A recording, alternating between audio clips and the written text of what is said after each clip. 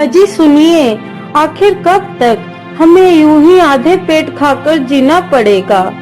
तो मैं क्या करूं भाग्यवान, तुम ही बताओ। लकड़ियां काटने बेचने के अलावा और मैं कर ही क्या सकता हूँ। आप राजा के पास क्यों नहीं जाते? वह जरूर आपको कोई ना कोई काम अवश्य दे देंगे। यदि आप मेरी मानो तो आपको कल सुबह राजा के पास जाना चाहिए।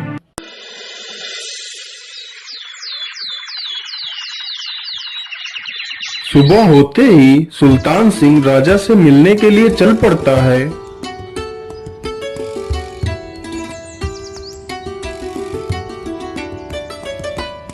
अरे भाई, मैं राजा से मिलना चाहता हूँ। कृपया मुझे राजा से मिलने दिया जाए। हाँ हाँ ठीक है, आप यहीं ठहरिए, हम आपका संदेश राजा तक पहुंचा देते हैं।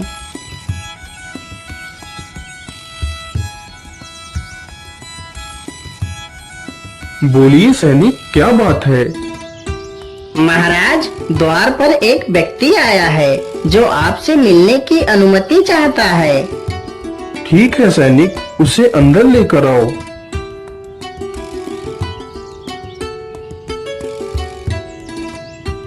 बोलिए, क्या बात है? कौन हो तुम और मुझसे क्यों मिलना चाहते हो?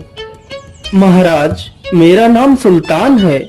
मैं आपके राज्य में ही रहता हूँ। महाराज, मैं आपके यहाँ कुछ काम करना चाहता हूँ। यदि कुछ काम मिल जाता तो आपकी बहुत दया हो जाती मुझ पर। लेकिन सुल्तान, तुम क्या काम कर सकते हो? महाराज, आप जो भी कार्य मुझे देंगे मैं उसे पूरी ईमानदारी के साथ करूँगा। महाराज, यदि आपने मुझे कोई काम नहीं दिया तो हमारे बीवी बच्चे भूखे मर जाएंगे। इतना कहकर सुल्तान की आंखों में आंसू आ जाते हैं। अरे सुल्तान, तुम शांत हो जाओ। मैं एक राजा हूँ और मैं जब तक जीवित हूँ तब तक कोई भूखा नहीं मरेगा। जाओ सुल्तान, कल से तुम मेरे एक विशेष अंगरक्षक हो। महाराज, आपकी जय हो। आप तो मेरे लिए भगवान के समान हो गए हैं, जिसने मेरे परिवार को मरने से बचा लिया। आप महान हैं महाराज। मैं भगवान से यही प्रार्थना करता हूँ कि आपका राज्य पहले से कहीं ज्यादा बड़ा हो जाए और आपकी उम्र लंबी हो जाए। सुल्तान सिंह खुशी से फूला नहीं समा रहा था। अगले दिन से ही सुल्तान सिंह राजा का एक विशेष अंगरक्षक बन गया था।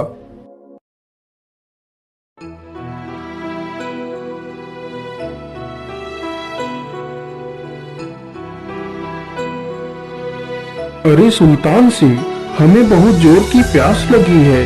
हमारे लिए कुछ पानी लेकर आओ। जी महाराज, मैं अभी पानी लेकर आता हूँ।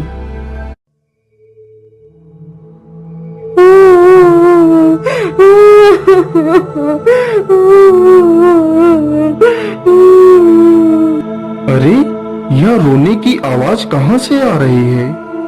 सुनो सुल्तान, जो रोने की आवाज मुझे सुनाई दे रही है, क्या वही आवाज तुम्हें भी सुनाई दे रही है? हाँ महाराज, यह आवाज मुझे भी सुनाई दे रही है। लेकिन यह आवाज तो मुझे लगता है शमशान से आ रही है। हाँ महाराज, यह आवाज शमशान से ही आ रही है। अरे सुल्तान सिंह, तुम जाकर देखो, इतनी रात्रि में कौन रो रहा है? सुल्तान सिंह तुरंत ही अपनी तलवार उठाता है और शमशान की ओर निकल पड़ता है। उधर राजा किसी गहरी सोच में डूब जाता है। किसी विद्वान ने कहा है, जिसको अपना नौकर आजमाना हो तो उसे बेवक्त कोई भी काम बता दें। यदि अपना मित्र आजमाना हो तो बुरे वक्त में उससे सहायता अवश्य मांगे। चलो आज मैं देखता हूँ सुल्तान मेरे लिए क्या करता है।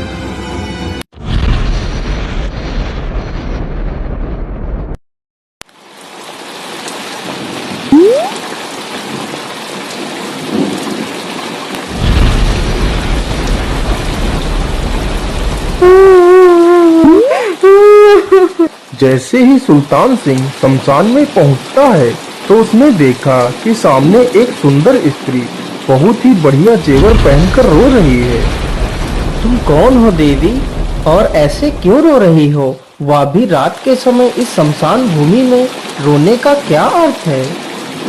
देखो राजा के सिपाही, मैं राजा मान सिंह के घर की लक्ष्मी हूँ, मगर इस समय राजा पर भारी संकट आने वाला है, जिसके कारण वह 1 महीने में ही मर जाएंगे।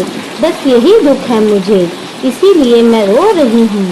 हे देवी माँ, क्या राजा को इस संकट की घड़ी से बचाने का कोई उपाय नहीं है? उपाय तो है पुत्र, लेकिन उसके लिए बहुत बड़ी कुर्बानी देनी पड़ेगी। हे देवी माँ, आप सिर्फ मुझे उपाय बताइए, मैं अपने राजा के लिए कोई भी कुर्बानी दे सकता हूँ।